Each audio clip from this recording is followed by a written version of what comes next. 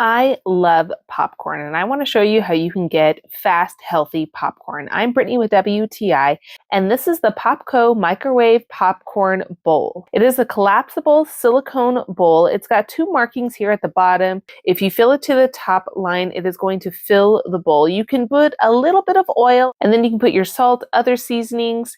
You are then going to put the silicone top in there and put it in the microwave. It can take about 2 to 4 minutes. Just keep an ear out for once the popping starts to slow, and then you can take it out. The top will move up with it. I like the handles on the side. It makes it easy to get out of the microwave. You now are free to add a little extra oil, salt, spices. I like putting salt, cinnamon, and sugar.